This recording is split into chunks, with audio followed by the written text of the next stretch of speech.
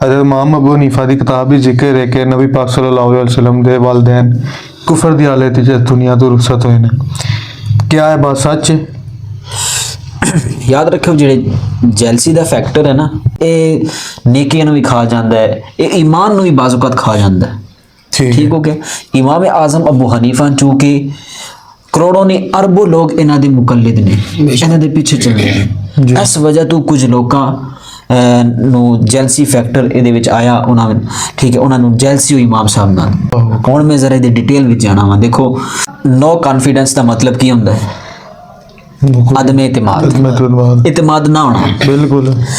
A word جڑا no confidence اے دے تو نو ہٹا دیو confidence رہ جائے گا. بالکل. یعنی ایک پازیٹیو مطلب دے گا کہ اعتماد ہے. جی بالکل. ٹھیک ہے, نو ہٹا دیو.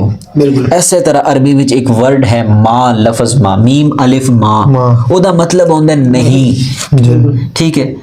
ہاں ان حضور علیہ السلام دے والدین دے بارے چ لفظ استعمال ہویا انہاں دی کتاب وچ ما ماتا, دونوں کفر پر نہیں مرے. جنہاں لوکاں نے حسد کیتا اور دشمنی دا اظہار کیتا نا, انہاں کی کیتا کتاب وچوں لفظ ما ہٹا دیتا ہے. اللہ اکبر. اس نسخے دے اندر اس ایڈیشن وچوں ما دا لفظ ہی ہٹا دیتا.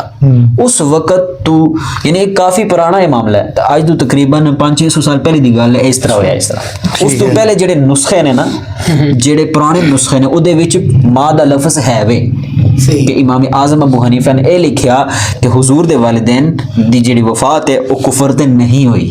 اے لفظ ہے اصل وچ. سوچنا چاہیے کہ یار اتنا بڑا امام اس طرح لکھ سکدا کیا؟